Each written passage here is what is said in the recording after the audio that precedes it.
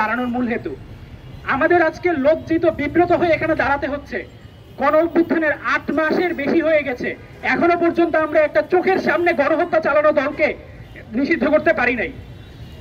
তার মানুষ রাজনৈতিক দলরা এসে বলে তারা হচ্ছে অনেক ঐতিহ্যবাহী দল, গণহত্যার ঐতিহ্য তাদের আছে, সেজন্য নাকি তাদেরকে সম্ভবত নিষিদ্ধ করা যাবে না, এমন একটা ব্যাপার তাদের সামনে দাঁড়িয়ে যাচ্ছে। আমাদের এই অন্তর্বর্তীকালীন সরকার জুলাই গণ অভ্যুত্থানের পর শহীদের রক্তের ম্যান্ডেট নিয়ে এসেছেন। আমরা তাদের উপর ভরসা করে দেশের ক্ষমতা তাদের কাছে দিয়েছি, এটা বিশ্বাস করে যে এতদিন ধরে যে একটা ফ্যাসিস্ট শাসন ব্যবস্থা কায়েম করেছে এই গণহত্যাকারী আওয়ামী লীগ, সেটা থেকে আমরা এখন মুক্তি মিলবে। এই পুলিশি রাষ্ট্র থেকে সেটা এখন হবে একটা জনগণের রাষ্ট্র। তাই আমাদের অন্তর্বর্তীকালীন সরকার বেশ কিছু সংস্কার কর্ম হাতে নিয়েছে, কিন্তু সবচেয়ে বড় এই ফ্যাসিস্ট নিয়ম 132 আইন, সেটা এখনো কেন বাতিল হলো না? অন্তর্বর্তীকালীন সরকারের কাছে জবাব চাই।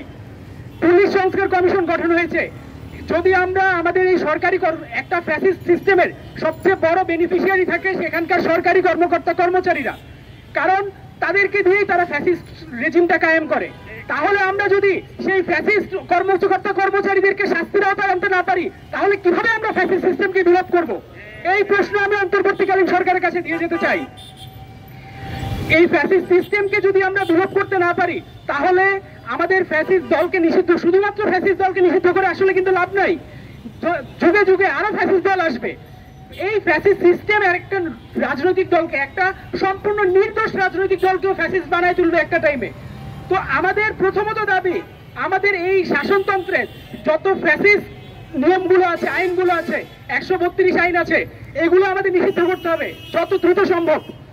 এরপর আমাদের চোখের সামনে গণহত্যা চালানো, এই যে আজকে এসএসসি পরীক্ষা শুরু হলো, শহীদ নাইমা উত্তরার মাইলস্টোন স্কুলের এই মেয়েটার কি আজকে এসএসসি পরীক্ষা দিতে বসার কথা ছিল না?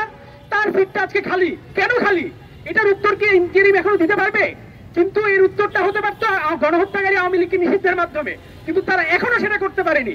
তাদের জন্য একরাশ আমাদের পক্ষ থেকে দীর্ঘ নিঃশ্বাস, এই শহীদের দীর্ঘ নিঃশ্বাস তাদের উপর অভিশাপ হয়ে পড়ার আগে তারা যেন আওয়ামী লীগকে নিষিদ্ধ করে, এই বিকার যেন তাদের জাগ্রত হয়, এটা আমরা প্রার্থনা করি। আমরা একটাই আশা রাখবো, যেন আমাদের এই সুন্দর সোনার বাংলাদেশে আর কখনো এরকম কোনো ফ্যাসিস্ট কোনো শাসনতন্ত্র কায়েম না হয়, এবং যারা ফ্যাসিস্ট শাসনতন্ত্র কায়েম করেছে তাদেরকে অবশ্যই নিষিদ্ধ করতে হবে এবং অবশ্যই তাদেরকে অতি দ্রুত বিচারের আওতায় আনতে হবে। ফ্যাসিস্টদের জন্য নো মার্সি। ইনকিলাব জিন্দাবাদ। আমি আমার বক্তব্য শেষ করছি।